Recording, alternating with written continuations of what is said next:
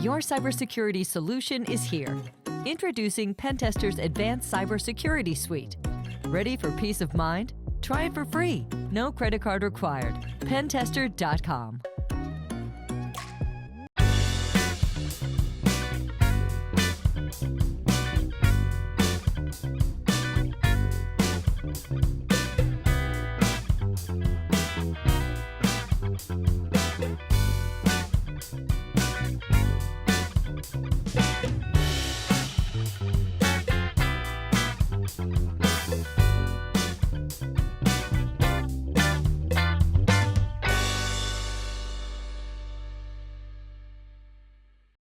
Hi, everybody. I'm Anthony Ruggiano Jr., and I want to welcome everybody to Reform Gangsters.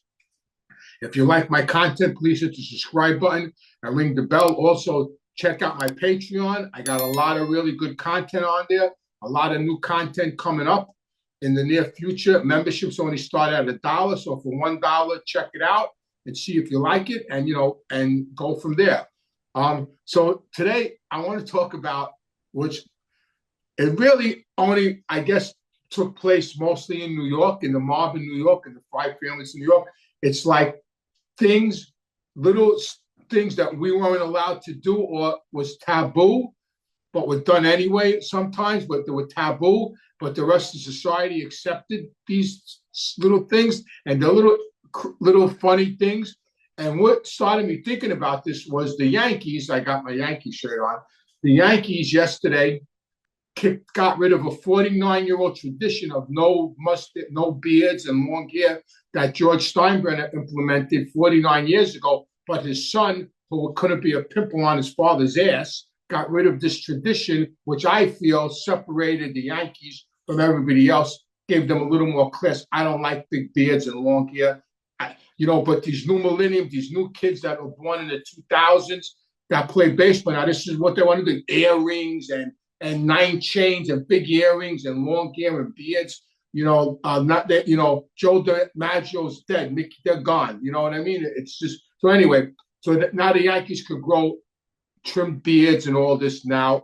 George Steinbrenner must be turning over in his grave. So what that started me thinking was the mob. So in New York, when I was growing up, facial hair was taboo. Taboo. For made guys and high-end associates. Nobody had beards, nobody had mustaches, not many people really had long hair. No wise guys I know had long hair. Associates here, we had long hair in the 60s and 70s, and I had like kind of little long hair. But anyway, facial hair was taboo, and it was taboo, I guess, from the Mustache Pete days, back in the, when there was only 2 families and the Mustache Pete's all had mustaches. That's why they were called Mustache Pete's. All them old Sicilian mob guys, who a lot of them got killed when they had one night they killed like 20 of them back in the day with the black hand. And I guess it stemmed from there that you couldn't have facial hair. My father would never allow me to have facial hair. And they used to talk about facial hair. And it was funny because facial hair was also connected to guys that wore white socks. It's crazy because mob guys used to tell me that if a guy has a mustache or beard and wears black pants and white socks, stay away from them. And if they smoke a pipe, really stay away from them, because that was really taboo. Facial hair, white socks, and a pipe, stay away from them, because they were either law enforcement or they were going to give you up, and it was just big time taboo, right? And in the 70s, I'm in the Diplomat Hotel in Miami, because that's where we used to stay a lot, in the Diplomat or the Newport Hotel on Collins Avenue. And I'm at the pool bar one day with my old man, Fat Andy, and he's talking to these 2 big guys that had goatees, well-groomed guys, but they had goatees, and they were kind of big guys. And they were off to the side talking. There was like a construction convention going on down there at the time. And they walked away, and I told my father, I go, who are those guys? And he goes, oh, they were 2 wise guys from New Orleans. I said, they could have facial hair in New Orleans? And he laughed. He goes, yeah, they have facial hair. They grow goatees down there. He goes, yeah, they got facial hair. He made he didn't like the idea. Even in Pittston, Buffalino's, one of Buffalino's guys, I remember years when I was there, he had a mustache, and my old man didn't like it. And even me, when I went to jail in 1978, I was in Elmira, and I was bored, and I grew up. I even have a picture of myself with it, a jailhouse picture with the mustache. I'll post it later on. And I grew up like a Fu Manchu mustache, like down like that. And my father came to visit me, and I'm in the visiting room, and he says to me, "If you don't shave that shit off your face, I'm never coming here to visit you again." He made me shave. So that's one little mob thing about facial hair and white socks and pipes and where society accepts all this, especially today. Another thing that was unacceptable, which on a sexual level, is oral sex. Mob guys cannot have oral sex. Give oral sex. It was taboo. It was even highlighted in The Sopranos. If you remember with Uncle Junior, it was like a couple of episodes where that was the theme, that Uncle Junior gave his girlfriend head. You know what I mean? Like it's taboo. And when I saw The Sopranos and I saw them, I said, "Oh shit, they even know that." Like I remember when I was a kid, my old man sit me down and go, "Don't you do that. Don't believe they won't tell nobody, and just don't ever do it." And he gave me this hope. That was the only sex talk I ever had with him, was not to do something. Like, don't do that, and make sure, don't believe they won't tell nobody. They're full of shit. They're going to tell people. And they frowned upon that. Probably most of them did it anyway, but they frowned upon it. Just little funny things that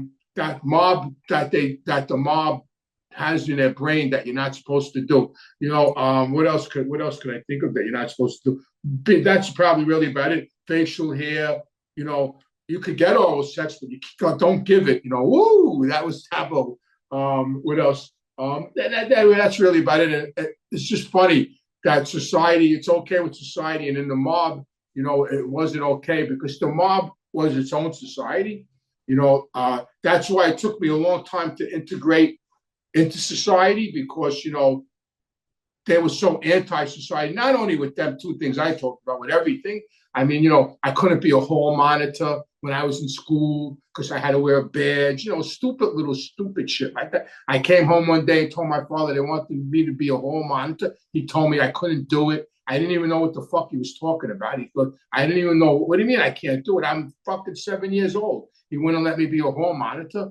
My cousin became a correction officer. He stopped talking to my uncle because he made my cousin become a correction officer. He got mad because the name Ruggiano was going to be on a blue shirt. Just all little crazy things. So that's my little take on mob taboos and society's take on them. And I don't know if it's like that anymore, because it's a different world out there. It's a different mob out there. I know, before I end, I know when Charlie Koenig was on trial, who was a serial killer with the Gotti crew, everybody knows who he was. He grew a beard. He grew a big beard. He looked like Santa Claus. And at his trial, he came out with a sweater on it and a big beard. And I know everybody in the street was talking about him, that he lost his mind because he grew a beard. So do you have any tattoos? Yes. Good question. Another taboo. So I have a rose tattoo here. When I was a kid, they were illegal in New York. In the 5 boroughs, they were illegal, but guys used to do them on the down low. So my friend Sal, I was about 15. I was older than that. And I just started driving. So I was like 16 or 17 because I just started driving. It was right around the time I started working with my father, right around that time. And I went with him and I got a tattoo and I hid it. I hid it for a long time. And my mother, I remember I was sleeping in my bedroom and I heard my mother tell my father, "You better go check your son's arms. He's covering his arms. He's sleeping with pajamas on. He always slept in his underwear. He must be up to something."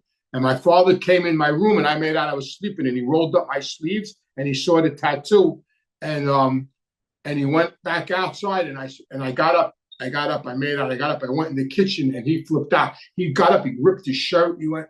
He goes, "You see any tattoos on me, you idiot?" He goes, "That's nothing but a big fingerprint." And he was so crazy mad at me, right? It gets even better. 20 years later, I'm at a funeral. 20 years later, I'm at a funeral, and a guy walks up to me. I don't recognize the guy. He's an old man. I don't recognize him. And he says to me, "Do you have a rose tattoo on your right arm?" So I go, I said, "How do you know that?" He goes, "How do I know that? Because I'm the guy that gave it to you." He goes, "If I would have known you were Fat Andy's son, I would have."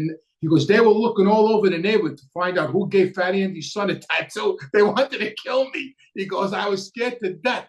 He goes, "I never knew any of that." He goes, "Why?" He goes, "They were looking all over the neighborhood.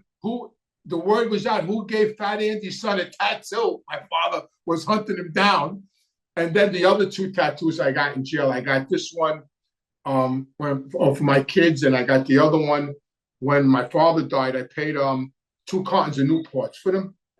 A kid from Boston did them. Tattoos are a big thing in prison. Yeah, definitely. Believe me, there's a lot of good artists in prison. They do it with the clippers, the hair clippers. They make the gun out of the hair clippers, and they get piano wire from the music room, because in the feds they got music rooms, so they get piano wire and they shave them down to points for the needle, and then they get ink. The art room, they have an art room, and they get ink smuggled in with the ink. They get like tattoo ink smuggled in with the regular ink, the regular paint, or they make the ink themselves. Actually, they make it. Some of them guys make it with cigarette ashes. They make ink. But what happened was, when I got the tattoos, of course, the COs spotted them, and they, report that, Ruggiano's walking around with new tattoos, and then they take you in, and of course, they photograph them, So that happened to me. The CO on my unit reported that I had new tattoos, and they took me in and took pictures of them. If they catch you in the act of doing it, you could get in trouble. Once you got it, they just take pictures of them. Have you had any facial hair since? No, not really. Just like now I got a little because I need to shave, but nothing. I haven't grown anything intentionally, no. All right, so tattoos, facial hair, and the last question was, eat pussy, question mark. No comment. Yeah, actually, I have a question, guys. Hey, what's up, James? Hey, Anthony, how are you, man? Sorry, I didn't want good. to stop in on one of your great stories. Yeah. But you made great points about that huge labor racketeering arrest in New York City, because those things are still ongoing. They just don't shoot guys on the job anymore. Yeah. But it's really easy for a guy to get his nephews and cousins in all those unions, and then he's just a straight guy in the union, but he knows where to go after work. Yeah. So, Yeah. 400,000 or 500,000 guys in New York City construction, and they all saw Goodfellas, and they've all heard of Jimmy Hoffa. Yeah. And if they don't have anything else going on in their lives, they figure, hey, I could do this one robbery like they did in the movies, and they do the rest of their life upstate. Yeah. The labor racketeering, I don't know if it has to do with unions, and it has to do with workers, I know when I was involved in the investigation a couple of years back, it had to do with workers, and it had to do with wages and benefits and all that stuff. So I don't know what's going on now. I know one of the guys that house got raided, he went away years ago on the Windows case. That big Windows case years ago. That was he went away. Caesar went away on that case years ago. He was involved in the Windows case with a couple of captains and wise guys from all the families were involved in that case. They all had their hands in that.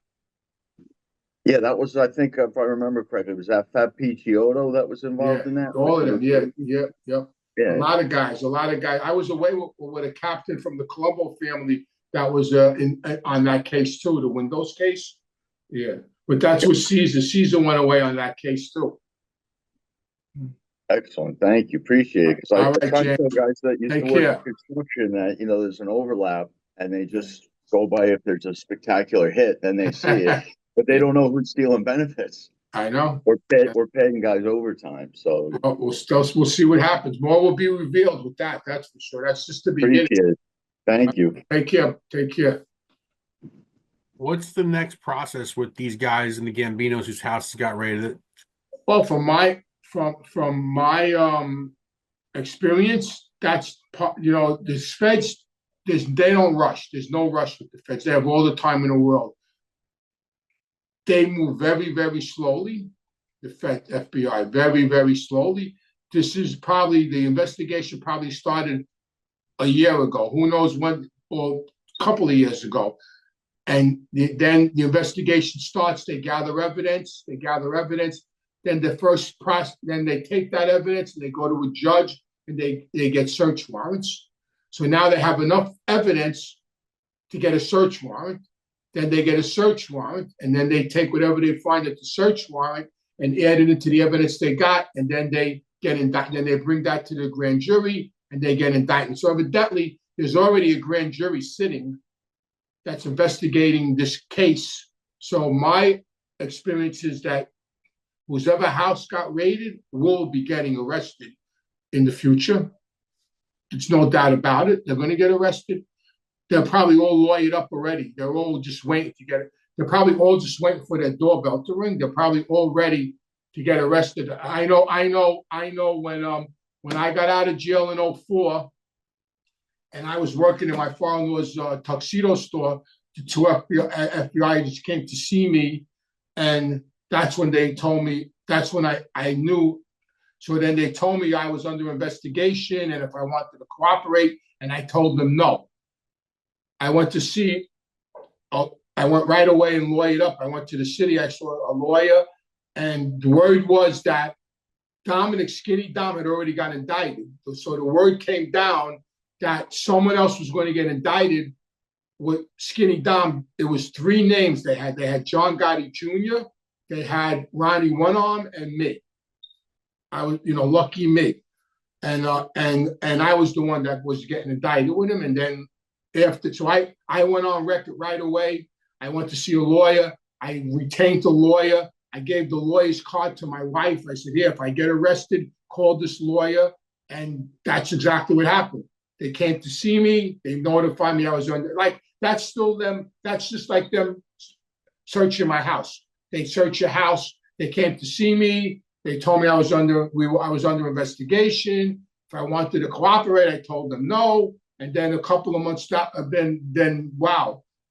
about 7 months later is when I got arrested. But I already had a lawyer. I had already lawyered up. I had everything set up in case I did get arrested. Like I said, my wife had the lawyer card. Anthony Ruggiano was the name of the attorney. He was out of Queens. I think he's dead now. He was a mob lawyer. We used him for years. And she had the card. And the day I got arrested, I called her and she called him. He already knew the deal. I already had meetings with him. He already gave me a figure for how much money he wanted. And, so that, and I'm sure they did the same thing I did. And then when do they throw the party? I don't think they're going to have a party, but, I don't think they're going to have a party. After my party, I never really went to it. No, that's not true. They had a party for us too in 96. When I went away in 96, they had a party at Cafe Liberty for me and Ronnie Cigars because we were co-defendants. But I only thought I was going to do 2 years, and I wound up doing 8 years because I got indicted while I was in there doing the 2 to 4 with the state. I got indicted in Broward County with Nicky Carrazza by the feds, and I wind up taking a plea of 10 years. So I wind up doing 8 years and 3 months. So they had a little get together then, just a little going away party then. I went to another going away party. They had another going away party for us in 91. For me and Carl, we had to go away on a policy case. They had a little party for us in Villa Russo on Lefferts Boulevard. So I attended a few of those parties, unfortunately. I want to thank everybody for tuning in to Reform Gangsters. And if you like my content, please hit the subscribe button and ring the bell. And don't forget, please check out my Patreon. Membership start at $1. Check it out. I'm sure you're going to like what you see. And everybody stay safe out there.